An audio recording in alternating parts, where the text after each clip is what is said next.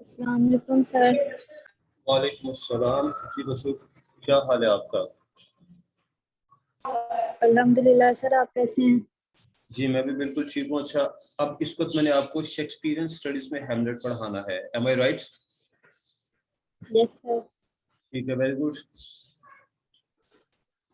तो लेक्चर का टाइम शुरू हो चुका है बच्चों। मैं आपके लिए काम शुरू कर रहा हूँ आज का।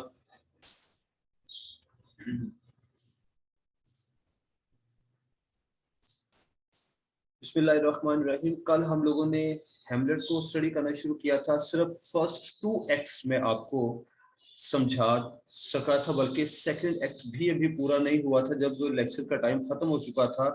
ये एक्ट 2 मेरे सामने है और तकरीबन लास्ट 3 लाइंस थी। मैं यहाँ से शुरू करता हूँ। यहाँ पर सिचुएशन बड़ी जबरदस्त है। तो हम ये पढ़ रहे थे कि ये जहां से मैं हाईलाइट कर रहा हूँ, यहाँ से मैं शुरू करता हूँ। Their arrival coincides with a group of traveling actors that Hamlet happened to know well. Hamlet writes a play which includes scenes that mimic the murder of Hamlet's father. During rehearsal, Hamlet and the actors plot to present Hamlet's play before the king and queen. Okay, अब second act में एक बड़ी जबरदस्त situation है। वो situation ये है कि कल हमने पढ़ा था कि हैमलेट अभी अपने बाप के कत्ल का बदला लेने के लिए पूरी तरह से तैयार नहीं है कि क्योंकि वो देखता है कि उसका चचा जो कि इस वक्त इक्तदार में है, बादशाह बन चुका है, एक तो उससे मुतल्लिक कोई ठोस सबूत नहीं उसके पास। दूसरे नंबर पर वो ये भी साबित करना चाहता है, सबूत अपने पास रखना चाहता है कि वो जो घोस्ट उसे दिखाई देता है, जो भूत दिखाई देता है, क्या वो वाकई उसके मरहूम बाप की रूह है या फिर वो शैतान है। इन सारी चीजों के पेश नजर वो अभी रुका हुआ है, कोई फैसला नहीं कर पा रहा है। इसी कश्मकश में क्या होता है कि एक्टर्स का एक ग्रुप महल में पहुंचता है। They perform on stage. वो स्टेज एक्टर्स हैं क्योंकि जिस जमाने में ये ड्रामा पेश किया गया था, लिखा गया था विलियम शेक्सपियर के जमाने में, तब एंटरटेनमेंट का एक जरिया हुआ करता था मोबाइल टीम्स ऑफ ड्रामेटिस्ट। एक ग्रुप था एक्टर्स का, एक से मुराद ये रिवाज था, रिवायत थी। कई एक ग्रुप थे। ये ग्रुप मेलों में, फेस्टिवल्स में जाता था, बादशाह के दरबार में जाता था और वहां लोगों की मौजूदगी में ये लोग ड्रामा परफॉर्म करते थे, उनसे दाद वसूल करते थे, पैसे वसूल करते थे। बिल्कुल ऐसे ही था जैसे आज के दौर में हम देखते हैं कि हमारे गली मोहल्लों में बंदर का तमाशा दिखाने वाले आते हैं। खैर, अब लाहौर में तो ये कम ही होता है, कभी आते थे जब मेरा बचपन था, अब तो वो बहुत कम नजर आते हैं। तो इन ड्रामेटिस्ट का भी यही जरिया मौज था, जरिया रोजगार था। एक ग्रुप जब हैमलेट के दरबार में पहुंचता है, यानी बादशाह के महल में पहुंचता है, तो हैमलेट के जहन में एक आइडिया आता है कि क्यों ना एक ऐसा ड्रामा परफॉर्म किया जाए जिसमें वाकई बादशाह के कत्ल का एक सीन हो। ये शख्स हैमलेट बाकायदा एक ड्रामा लिखता है, एक्टर्स से उसकी रिहर्सल करवाता है और डिसाइड ये किया जाता है कि किंग एंड क्वीन के सामने ये ड्रामा परफॉर्म होगा। अब इसका एक बड़ा जबरदस्त रिएक्शन था। रिएक्शन ये था जो हम एक्ट 3 में पढ़ने लगे हैं आगे चलकर। इसका रिएक्शन ये हुआ कि जब ड्रामा परफॉर्म किया गया किंग एंड क्वीन के सामने, और जब वो सीन दिखाया गया, डेथ सीन, तो क्लॉडियस जो कि मौजूदा बादशाह है डेनमार्क का, he gets disturbed mentally, वो जहनी तौर पर थोड़ा डिस्टर्ब हो जाता है।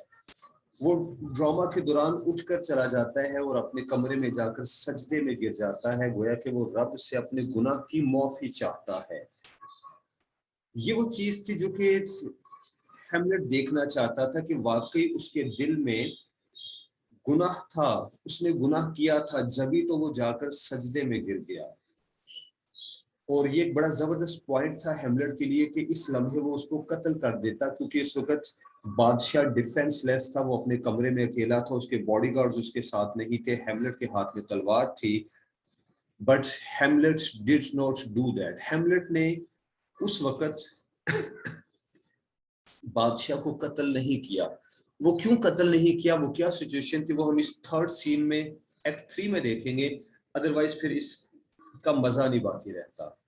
At the performance, Hamlet watches Claudius closely to see how he reacts. तो अब जबकि ड्रामा परफॉर्म किया जा रहा था, हेमलेट इस बादशाह के चेहरे को देखता है मुसलसल और बार बार देखता है, गोया कि वो फेस रीडिंग कर रहा है।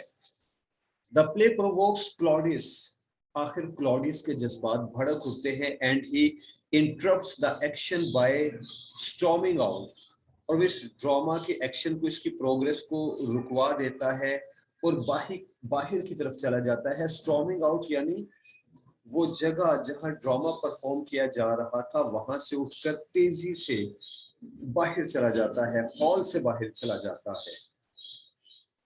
और ये चीज हैमलेट को एक गेस दे देती है, एक अंदाजा दे देती है। He immediately resolve to send Hamlet away, और वो ये भी हुक्म देता है कि हैमलेट को महल से बाहर भिजवा दिया जाए, वो वापस चला जाए जहां वो तालीम हासिल कर रहा था। Hamlet is summoned by his distressed mother Gertrude, तो उसकी वालदा के जरिए से पैगाम उसको पहुंचाना था। उसकी वालदा गेर्ट्रूड उसको बुलाती है, क्योंकि बाप ने कहा था, बाप से मुराद जो मौजूदा बादशाह है। अब ये जो डायलॉग है ना गेर्ट्रूड और उसके बेटे के दरमियान, माँ और बेटे के दरमियान का डायलॉग, अगर आप ओरिजिनल ड्रामा पढ़ते हैं, टेक्स्ट पढ़ते हैं या हैमलेट को देखते हैं, तो बड़ा कमाल का डायलॉग है। ये शख्स गेर्ट्रूड को रुला देता है, उसको हार मानने पर मजबूर कर देता है। वो थोड़ी देर के लिए मान जाती है कि यस शी वाज गिल्टी, कि उसने गुनाह किया, उसने कसूर किया, उसको ऐसा नहीं करना चाहिए था। अगर कभी आपको मौका मिले तो हैमलेट प्ले या तो पढ़ें या फिर इसको देखें, बड़ा आला है।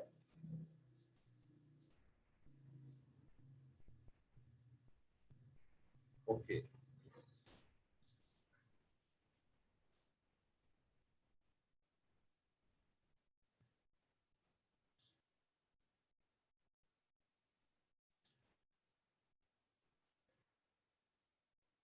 ये जनाब किन के किचन का सीन मेरे सामने आ रहा है।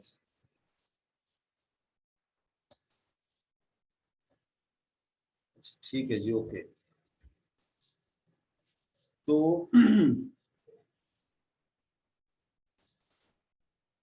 हाँ, तो मैं बात ये कर रहा था कि जो लोग अभी भी क्लास में आए हैं उन्हें खुशामदीद कहा जाता है क्लास में। और स्टूडेंट्स काइंडली जरा जल्दी आ जाए कीजिए, आप लोग काफी देर से आ रहे हो मेरी घड़ी के मुताबिक। जी मैंने 2:45 पे लेक्चर शुरू किया था, you are almost 15 minutes late, 15 minute आप देर से आ रहे हैं। तो जरा सर वो जी जी, इशू था तो मैं लेट नहीं आई, मैं पहले भी ऐड थी। अच्छा अच्छा ठीक है, फिर अब नमाज पढ़ने चले गए होंगे। ओके, ठीक है जी। आप और आपके अलावा भी जो दो स्टूडेंट्स अभी भी आई हैं, नमाज पढ़ के those are welcome.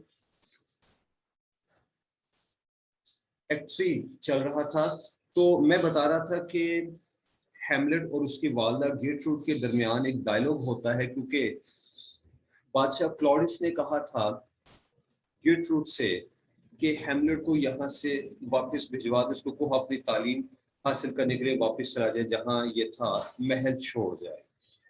And on the way he happens upon Claudius kneeling and attempting to pray. और जब वो अपनी वालदा के कमरे की तरफ जा रहा था, उसने देखा कि बादशाह अपने कमरे में सजदे में गिरा हुआ है। Hamlet reasons that to kill the king now would only send his soul to heaven rather than hell. पहले तो उसका जी चाहा कि इस बादशाह को मार डाले, फिर उसके जहन में आया कि है तो ये गुनाहगार, लेकिन इस वक्त सजदे में गिरा हुआ है, रब से माफी मांग रहा है। अगर इस लम्हे मैंने इसको मार डाला तो ये तो सीधा जन्नत में जाएगा, मेरा तो बदला पूरा नहीं होगा, मैं तो इसको जहन्नुम में बनाना चाहता हूँ। Hamlet decides to spare his life for the time being. लिहाजा हेमलेट फैसला करता है कि अभी इसकी जान बख्श दो, अभी नहीं मारना।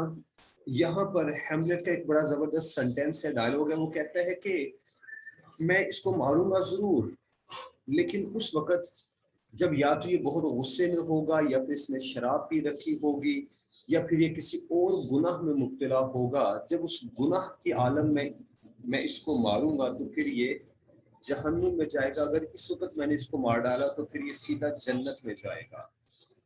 अब ये जो मैं आपके साथ डिस्कस कर रहा हूँ, मुझे याद है कि जब मैंने एमए इंग्लिश में एडमिशन लेना था तो बाकायदा पहले रिटन टेस्ट होता था, जो लोग रिटन टेस्ट में पास होते थे फिर उनका इंटरव्यू हुआ करता था। ये अच्छे इदारों का तरीकाकार होता था।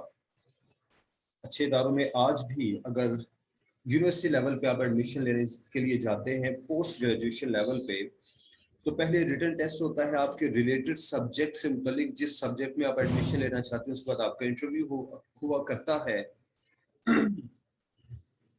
तो जब मैं एमए इंग्लिश में एडमिशन लेने के लिए गया, इस्लामिक कॉलेज रेलवे रोड से मैं पढ़ा हुआ हूँ, वहाँ पहले मेरा रिटन टेस्ट हुआ, उसमें क्लियर हुआ, मेरा इंटरव्यू हुआ। क्योंकि मैंने उसी कॉलेज से ग्रेजुएशन भी की थी, मैं इंग्लिश के लिए गया था। तो इंटरव्यू के दौरान मुझसे पूछा गया इस हैमलेट से मुतल्लिक, क्योंकि मैंने खुद ही कहा था कि जी मैंने हैमलेट पढ़ा हुआ है, हालांकि हैमलेट एमए के सिलेबस में था, बीए में नहीं था। मैंने यूं ही कह दिया जी आई हैव स्टडीड हैमलेट।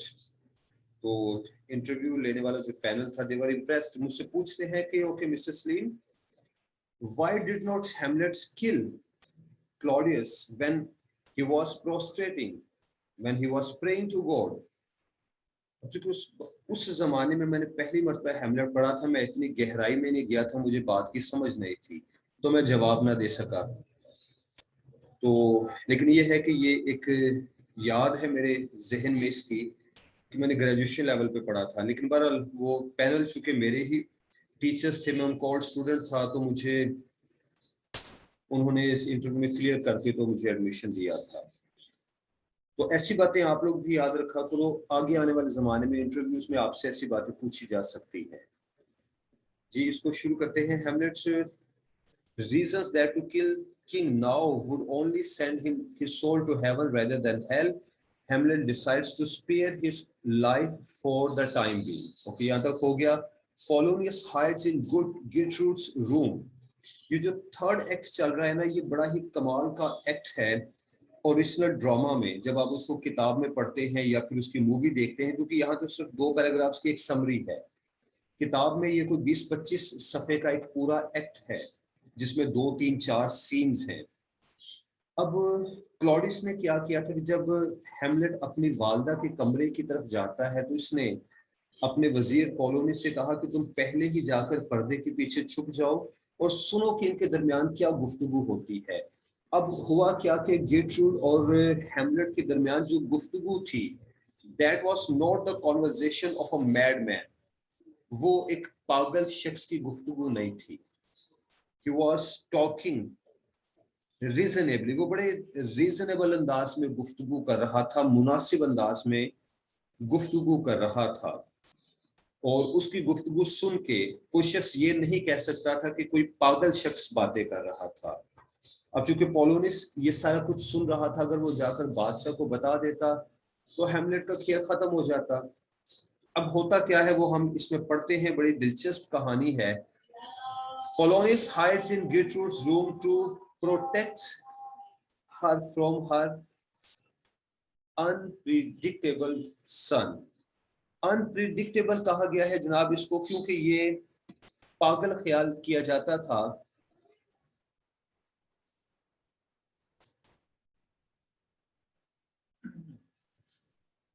चूंकि ये पागल ख्याल किया जाता था, तो बादशाह क्लॉडिस ने पोलोनिस को भेजा कि तुम पर्दे के पीछे जाकर छुप जाओ। एक तो इनकी गुफ्तगू सुनना, क्योंकि वो स्पाई था, जासूस था बादशाह का। हकीकत में तो मकसद यही था कि वो हेमलेट की जासूसी करे, ये सबूत लेने के लिए कि क्या हेमलेट वाकई पागल है या वो पागलपन का ढोंग रचा रहा है, तमाशा कर रहा है। दूसरा उसने ये भी कहा था कि अगर वो अपने पागलपन में कहीं गेटरूट पर हमला करते तो उसका डिफेंस भी करना। ये दो मकसद थे, लेकिन पहले वाला मकसद अहम था। अपोलोनिस पर्दे के पीछे छुपा हुआ है, माँ और बेटे के दरमियान की गुफ्तगू है, और हेमलेट अपनी वालदा को इमोशनल कर देता है, उसको रुला डालता है। अपने मरहूम बाप का जिक्र करके वो कहता है अपनी माँ से कि अभी तो मेरे बाप का कफन भी मैला ना हुआ था, ये तूने क्या किया है, तूने मेरे चचा से ही शादी कर ली। और ऐसी बहुत सी बातें, यहाँ तक कि वो रो पड़ती है। अच्छा जी, when Hamlet arrives to scold his mother, scold डांटना, यानी वो बड़े गुस्से से बात करता है। he hears Polonius moving behind the arras। arras means tapestry, पर्दे। वो पर्दे के पीछे छुपा हुआ था। चूंकि गुफ्तगू बड़ी धुआंधार थी और हेमलेट का लहजा गर्मी भरा था, गुस्से भरा था, वो अपने गुस्से का इजहार कर रहा था। डेफिनेटली उसको गुस्सा था भी अपनी माँ पर, वो जायज गुस्सा था।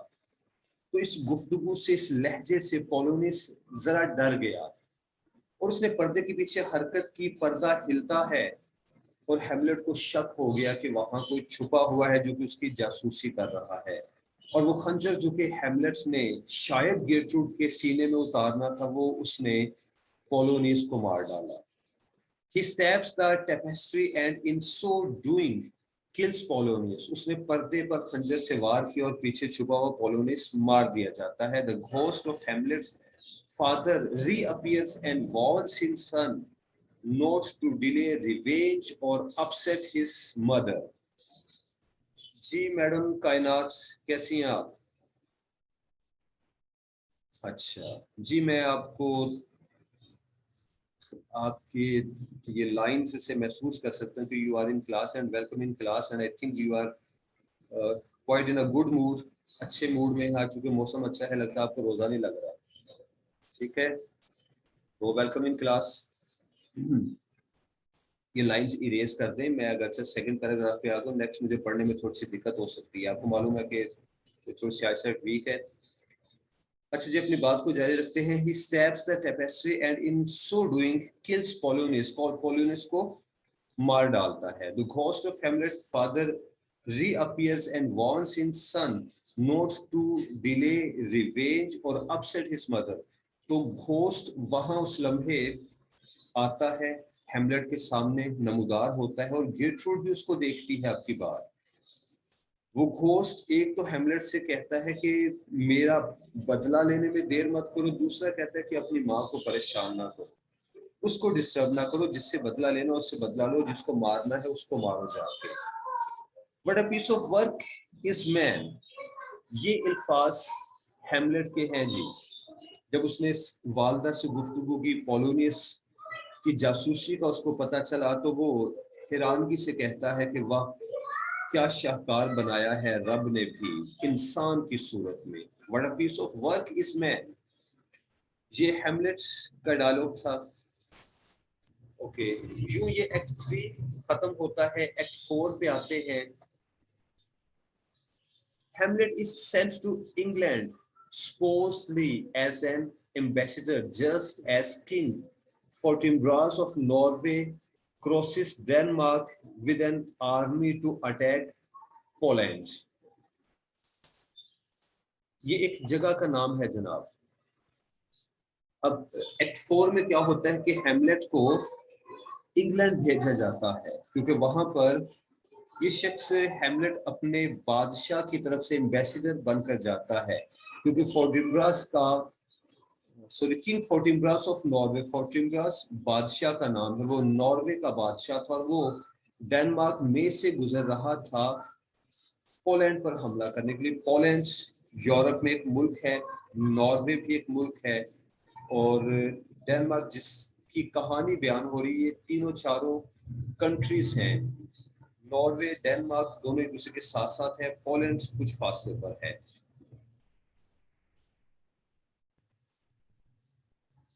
अच्छा जी, ड्यूरिंग हिज जर्नी, इस सफर के दौरान Hamlet discovers Claudius has a plan to have him killed once he arrives.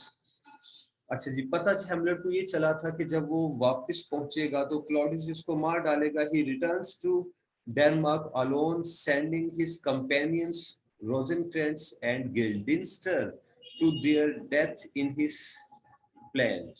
अब वो क्या करता है कि चूंकि उसको ये प्लान पता चल गया था किसी तरह से, तो वो खुद तो गया नहीं, अपने इन दो दोस्तों को जो कि स्कूल के जमाने के दोस्त थे इसके, लेकिन बादशाह के लिए काम कर रहे थे और हैमलेट की जासूसी कर रहे थे, हैमलेट की खबरें बादशाह तक पहुंचाते थे। इसने क्या किया कि रोजेनक्रेंट एंड गिल्डेंस्टर को भेज दिया, अपनी जगह पर खुद ना गया।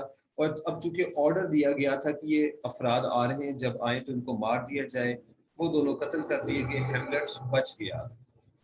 Rejected by Hamlet, Ophelia is now desolate at the loss of her father. रोजना, ओफिलिया का फर्स्ट टाइम जिक्र आया है।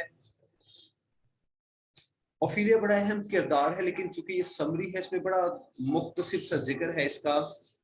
ओफिलिया बेटी थी उस वजीर की जिसको हैमलेट ने मार डाला, पोलोनियस की। अब चूंकि पोलोनियस बड़ा मक्कार, बड़ा तेज तराज चालाक किस्म का शख्स था और ये भी उसी की बेटी थी, तो एक शुबा था, बड़ा मजबूत शक था कि ये अपने बाप के लिए काम करेगी या कर रही होगी, ये भी हैमलेट की जासूसी करके अपने बाप तक उसकी खबरें पहुंचाती होगी। लिहाजा हैमलेट ने पोलोनियस ये ओफिलिया को रिजेक्ट कर दिया। He said that he was no more his lover. He was no more in love with Ophelia. Ophelia was sad. उसको दुख हुआ ये सुनकर। वो दरख्त की शाख पर बैठी हुई थी, नीचे कोई तालाब था, पानी का गहरा तालाब, इत्तेफाक से वो शाख टूट गई और वो पानी में गिरी, डूब कर मर गई क्योंकि उसको तैरना नहीं आता था। कुछ क्रिटिक्स ये भी लिखते हैं कि वो जानबूझकर पानी में गिरी थी, उसने खुदकुशी की। She goes mad and drowns. वो पानी में जा गिरती है और वो डूब जाती है। अच्छा जी, जब आप लोग इस ड्रामा को पढ़ें, जब आपको इस ड्रामा को पढ़ने का इत्तेफाक हो तो ओफिलिया का कैरेक्टर जरूर पढ़िएगा। बड़ा दिलचस्प रिलेशन था हैमलेट एंड ओफिलिया के दरमियान। और मजे की एक बात आपको बताते हैं, जब हमने हैमलेट पढ़ा, मैं एमए इंग्लिश कर रहा था, 97-98 का दौर होगा, एमए इंग्लिश पार्ट 1 में मैं था, हैमलेट पार्ट 1 में हमने पढ़ा था। यहाँ इस एक्ट 4 में जहाँ ओफिलिया का जिक्र आया है, वैलेंटाइंस डे का जिक्र आता है, सेंट वैलेंटाइंस का जिक्र आता है, जो कि क्रिश्चियनिटी में एक सेंट था, एक दरवेश था, और उसकी प्रीचिंग्स थी कि लव ह्यूमन बीइंग्स, इंसान से मोहब्बत करो। और उसकी बर्थडे के तौर पर वैलेंटाइंस डे 14 फरवरी सेलिब्रेट किया जाता है। तब पहली मर्तबा मुझे पता चला था कि व्हाट इज वैलेंटाइंस डे, क्योंकि उस जमाने में मीडिया नाम की कोई चीज नहीं होती थी, सिर्फ एक पीटीवी चैनल था, और पीटीवी माशाल्लाह उस जमाने में बड़ा इस्लामी किस्म का चैनल हुआ करता था, उस पर बस मुनासिब से ड्रामास वगैरह आते थे पाकिस्तानी और कुछ खास नहीं था। तो अवाम को, कौम को नहीं पता था कि वैलेंटाइंस क्या होता है। मुझे मास्टर्स लेवल पे जाके पता चला था, वो भी इस ड्रामा के हवाले से, जब इस एक्ट को पढ़ रहे थे कि वैलेंटाइंस डे क्या होता है।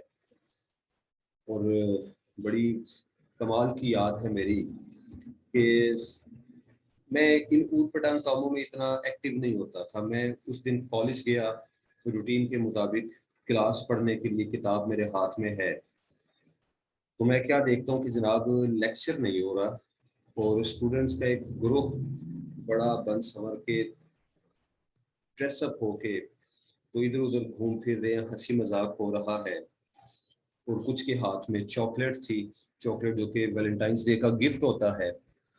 ठीक, तो मैं पूछता हूँ अपने दोस्त से कि यार ये क्या हो रहा है आज, ये लड़कियों ने रेड ड्रेसेस पहने हुए हैं, चॉकलेट्स इनके हाथ में हैं, क्लास नहीं हो रही। तो मुझे बताया गया कि अरे बेवकूफ आज वैलेंटाइंस डे है।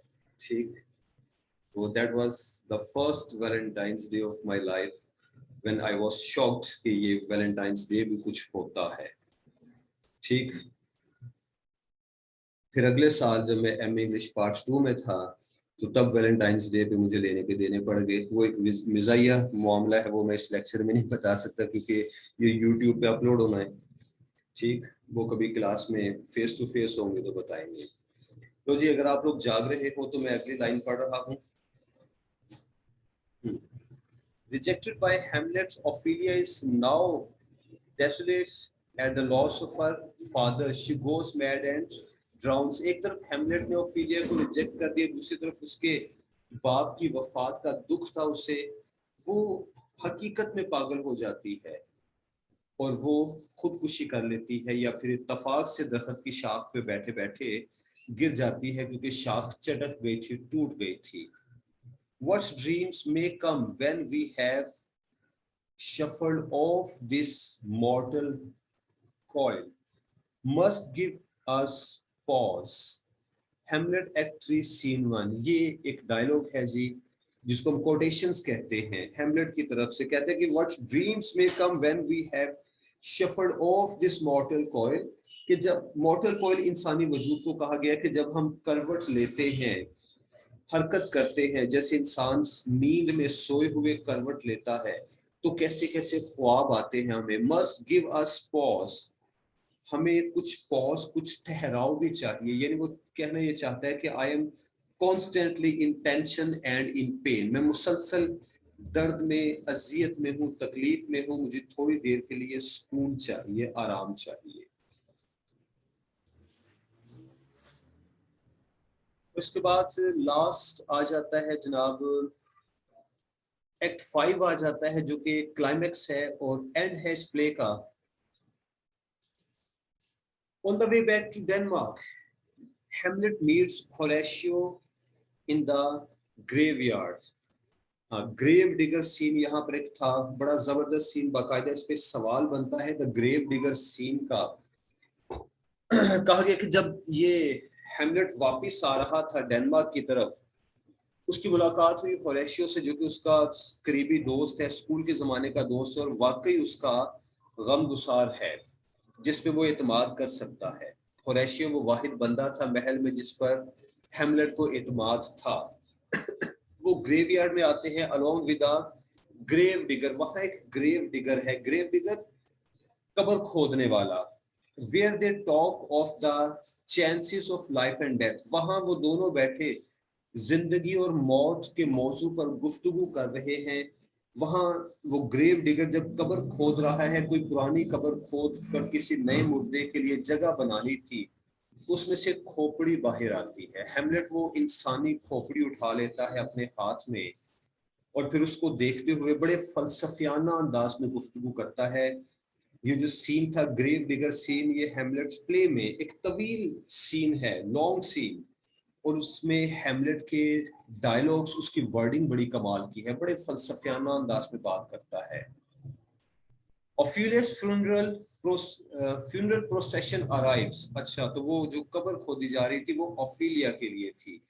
At the very same graveyard, what's luck? Hamlet confronts Laertes, Ophelia's brother, who has taken his father's place at the court.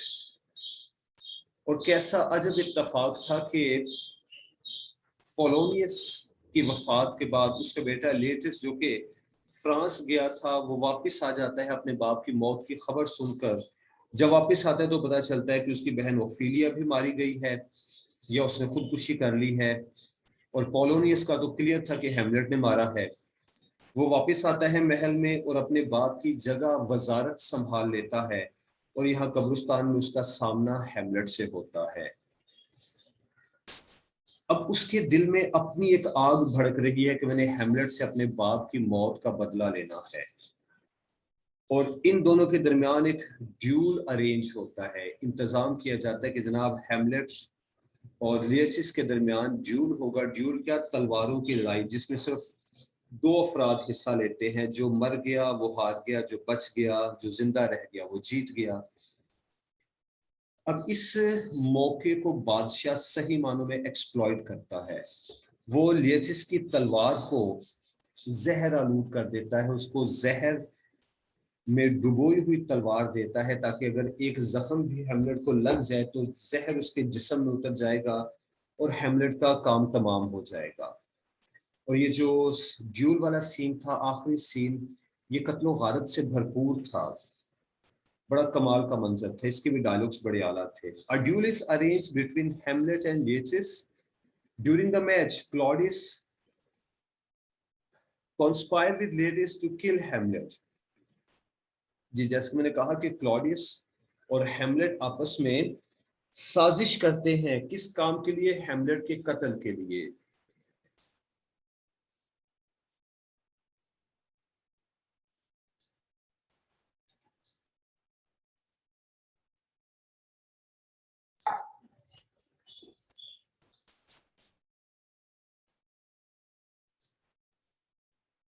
Ji welcome back. Conspire उन्होंने क्या किया था कि they plan that Hamlet will die either on a poisoned rapier, rapier sword तलवार को कहा गया है, और विद अ पॉइजन्ड वाइन, या फिर उसको जहरीली शराब देकर मारा जाएगा। मतलब शराब के जो जाम उस हॉल में लाए गए जहां पर इन दोनों के दरमियान ड्यूल होना था, उनमें से एक जाम जो कि हेमलेट के लिए खास था, उसमें जहर मिलाया हुआ था, वो जहरीली शराब थी। और जो सॉर्ड्स लिएचिस के हाथ में थी वो जहर में डुबोई हुई थी। अब डिसाइड ये हुआ था कि अगर तो हेमलेट को एक कट लग जाता है, जख्म लग जाता है इस तलवार से, तो एक जख्म भी बहुत होगा, वो जहर से मर जाएगा। और अगर हेमलेट जीत गया, लिएचिस मारा गया, हेमलेट को जख्म ना लगा, तो ठीक है, फिर उसको शराब का ये जाम पिलाएंगे, उसको शाबाश देगा बादशाह, अपने पास बैठाएगा, कहेगा ये शराब पियो, और शराब में जहर होगा, तब भी उसकी मौत है। दोनों तरफ मौत थी, लेकिन हेमलेट तक ये खबर पहुंच चुकी थी।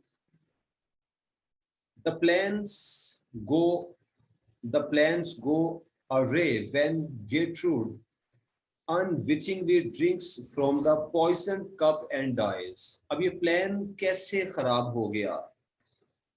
इसकी वालदा गेटरूड ने इत्तफाक से वही शराब का गिलास पी लिया जिसमें जहर था, और वो मर गई। Then both Laertes and Hamlet are wounded by the poisoned blade and Laertes dies।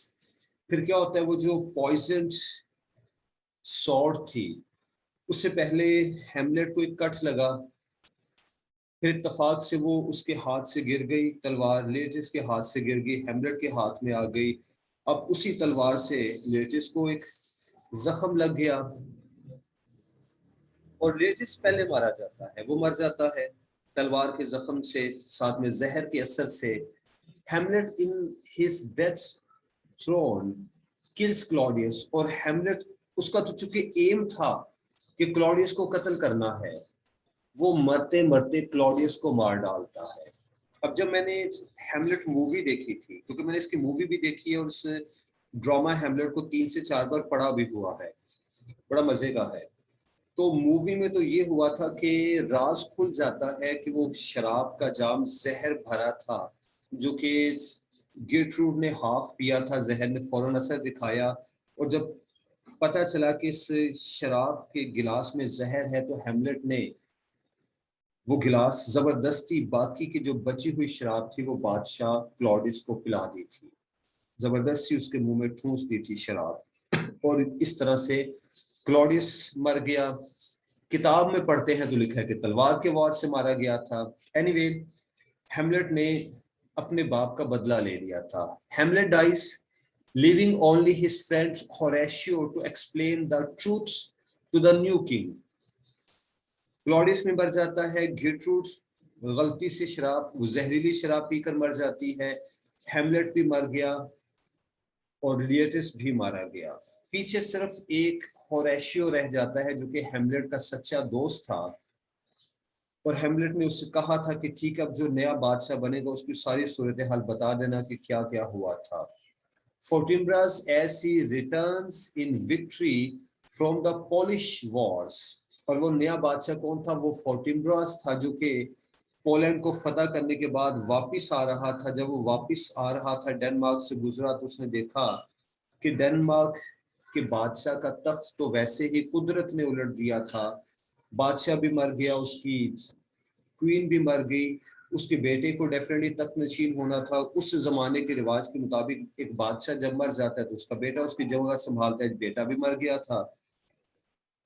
और फोर्टिम्ब्रस जो कि अपने लश्कर के साथ था, अपनी फौज के साथ था, वो चाहता तो लड़कर भी तख्त संभाल सकता था, वो चाहता तो आराम सुकून से भी तख्त संभाल सकता था। अब क्योंकि वो ही वॉज आर्म्ड, असलहे से लैस था, फौज के साथ था, तो उसने डेनमार्क का तख्त संभाल लिया। और होरेशियो ने उसे सारी सूरत हाल बताई कि क्या सिचुएशन थी, क्या हुआ।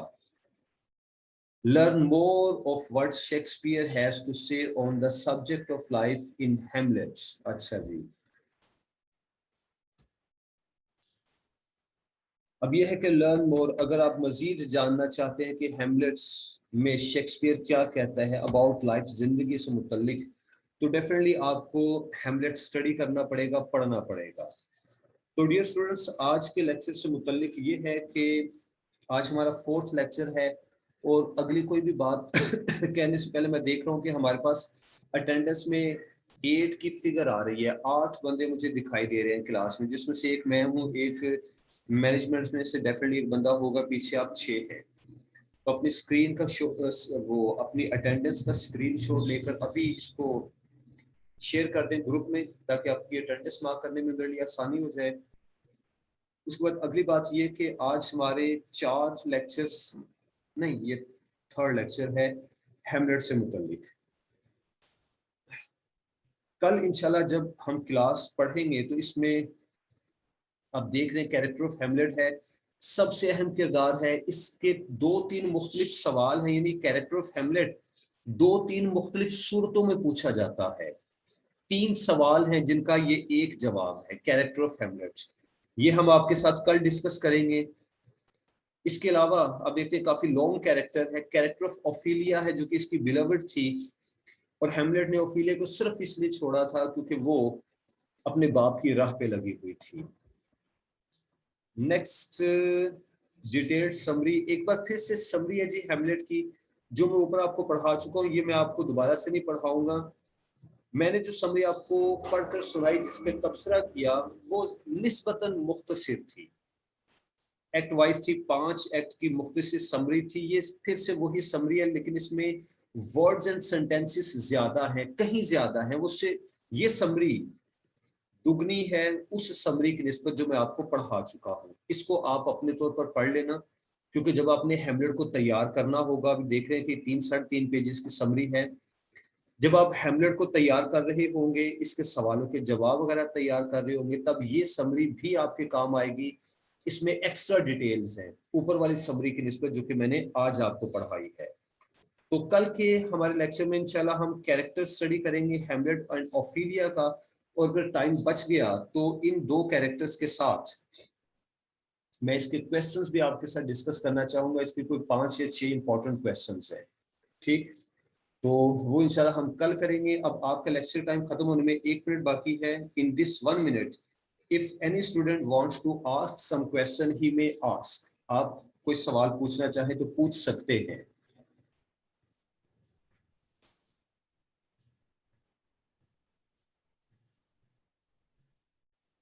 अच्छा जी, there is no question from any person, ठीक है।